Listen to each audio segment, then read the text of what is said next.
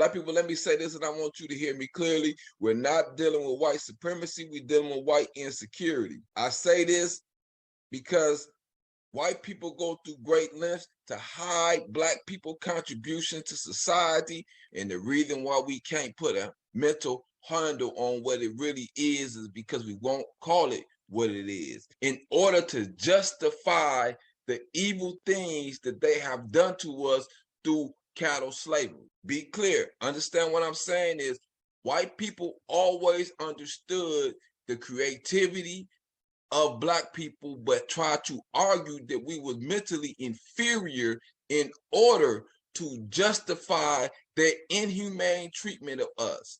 And white people feel that if Black people and white people are knowledgeable about our true contribution to society, that it will belittle them. It will take from them. We all know the intelligence of African people and their descendants have been ridiculed and demonized, to say the least. The very idea of Black people in America contributing to the field of science was largely viewed as a joke.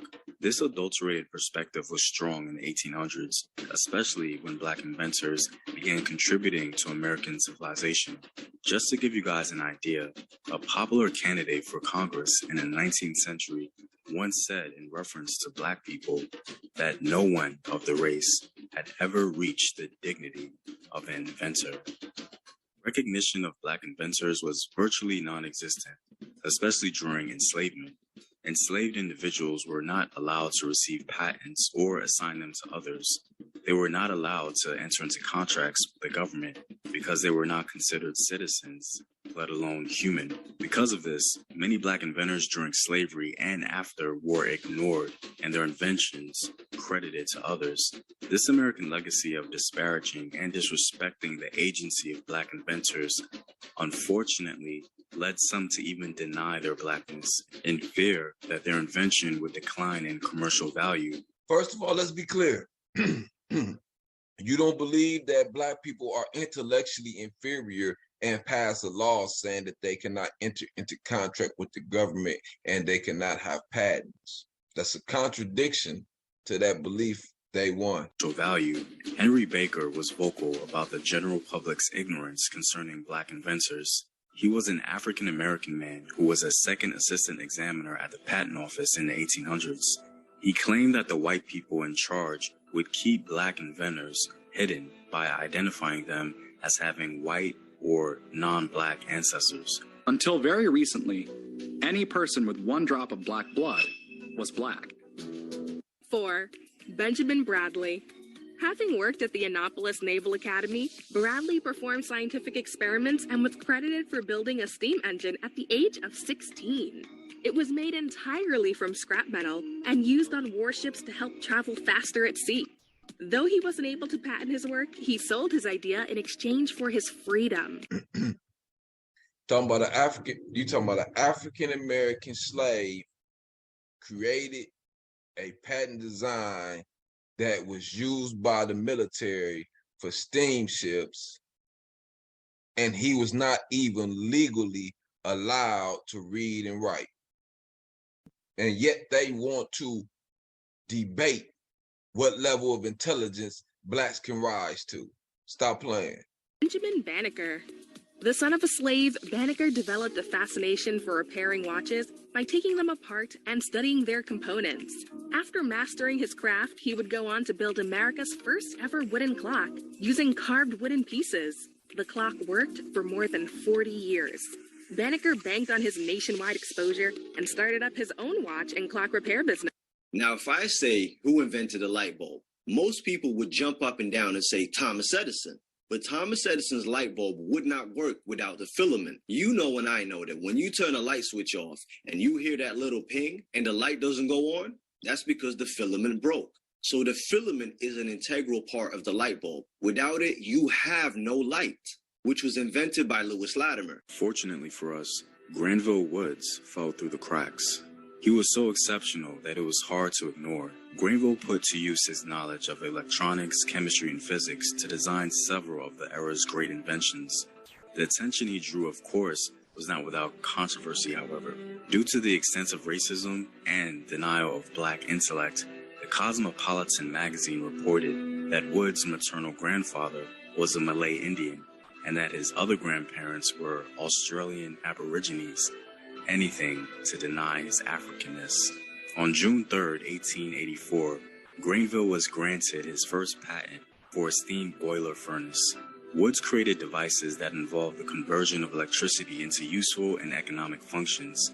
He created an incubator that was described as the forerunner of present machines capable of hatching 50,000 eggs at a time.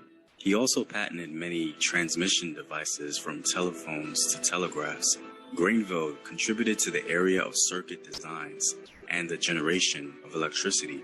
His knowledge of chemistry allowed him to invent the galvanic battery, a battery that produced electricity through chemical reactions. During his lifetime, he patented about 50 inventions and devices, many of them related to electric railways, which gave him the most recognition and praise. He no doubt revolutionized the railroad and electric railway industries with his fantastic work. His development of the so-called third rail used in electric railways increased the safety of the nation's entire system.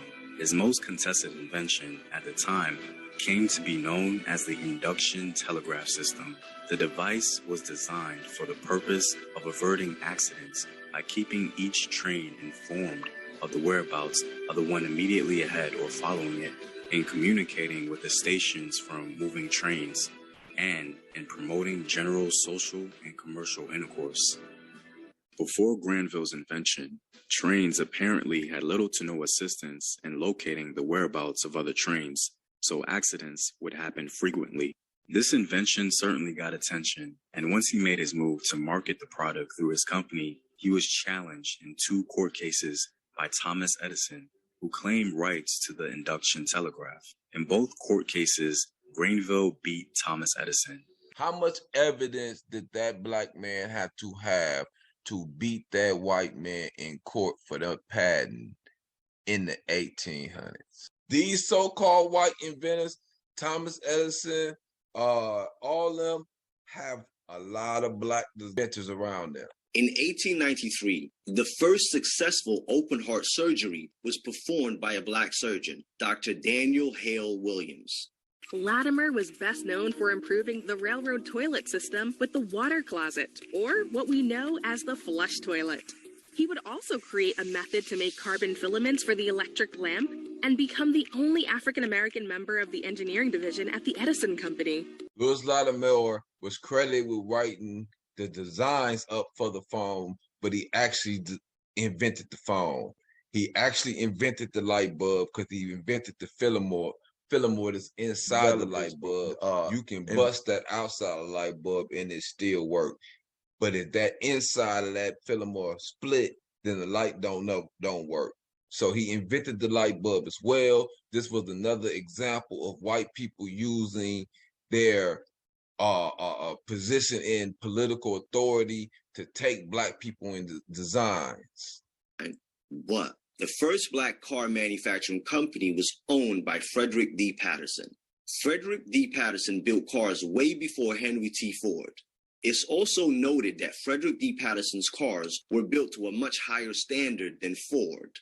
Now, speaking of refrigerators, Frederick Jones is famous for inventing an automatic refrigeration system in trucks. In addition to that refrigerator invention, Jones also invented the first air conditioning unit for a military field hospital, a refrigerator for military field kitchens, a self-starting gas engine, a series of devices for movie projectors and box office equipment that gave tickets and made change. Now, during the wintertime, everyone likes to turn the heating on, right? And we have Alice H. Parker to thank. She was an African-American inventor known for her contribution to the heating furnace. She invented a furnace that supplied central heating for entire homes and buildings, not just one particular room, but the entire building. Born on June 15, 1868, John Standard revolutionized the modern kitchen and was granted intellectual property rights to 2 patents throughout his lifetime, for the refrigerator and a patent improvement to the oil stove. Jan Ernst Matt Zelliger. Half Dutch, half Surinamese, Matt Zelliger crafted a machine to help expedite the final step of shoemaking, connecting the leather from the upper shoe to the inner sole. The device helped ensure better quality and fit and increase shoemaking speed by up to 900%. 10. Garrett Morgan.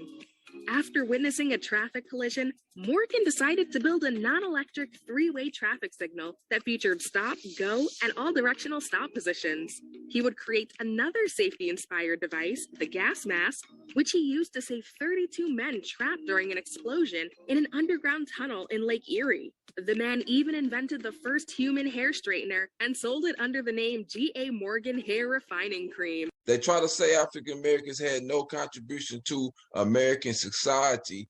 If African American made the toilet, the stove, refrigerator, air conditioner, and the furnace, I challenge you to go a day without using something made by an African American. Shirley Ann Jackson, a theoretical physicist and famous Black inventor, has been credited with making many advances in science. While working at Bell Laboratories, Dr. Jackson conducted breakthrough scientific research that enabled her team to invent the portable fax, touch-tone telephone, solar cells, fiber optic cables, and the technology behind caller ID and call waiting.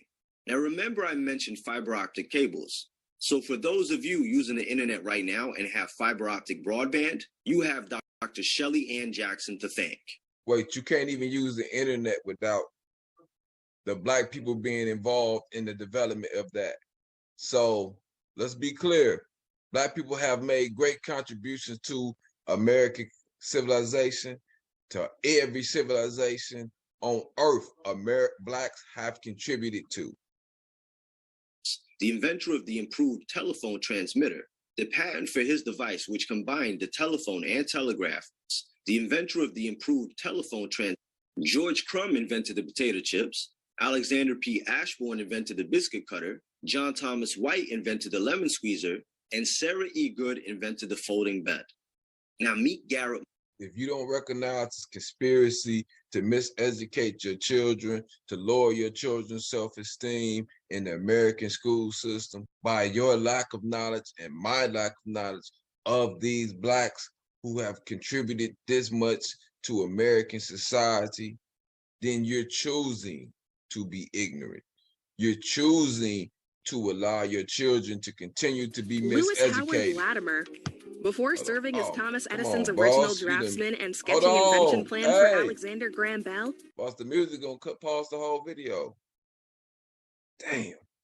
If you don't realize why they can't, if you don't understand that our ignorance about the contributions that these African Americans have made to American civilization was intentional in order to hinder our self-esteem and how we view ourselves and one another, then you are choosing to be willfully ignorant. You will have to understand that this was a design process and it was deliberately information left up out of the school system. All Blacks know going through the school system, only part of history that Blacks are taught is that you were enslaved and you went through the civil rights movement. That is the entirety of your history that you are taught in America, and the reason why whites are fighting so strongly against critical race theory is because they've been using this education system to kill your children's self-esteem, and they fear that the truth of what you actually contributed to society will hinder their children's self-esteem. It is white insecurity. White people have gone through great length to hide who we are as a people, our contributions to society, in order to justify the evil things that they have done to us through chattel slavery, right? Be clear, understand what I'm saying is white people always understood to hide who we are as a people, our contributions to society. And was recognized by the U.S. Patent Office as the inventor. This event can be seen as a blessing and a curse, because although he received high praise and generated wealth, he was not able to compete economically in the long run. The duality of 19th century racism and legitimate corporate competition funded by centuries of slave money rendered Granville and other black inventors unable to keep up, and so he found it better to sell his inventions to larger white-owned corporations. White society, possessing the ability to control the inventions created by black men, also possessed the power to control the potential of the inventors themselves. Woods and other black inventors were allowed to contribute to society as inventors, but not as businessmen.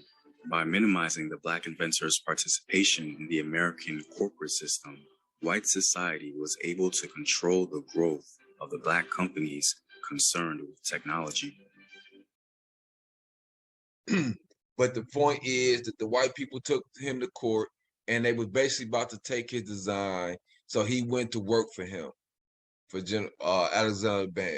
Same way the General Electric people did with the other black guy. This was a repeated process. The court system was used as a means to come and take black people inventions. So black people either had to go and work for the white people, give them their inventions, or just be poor and continuously get their inventions taken from them.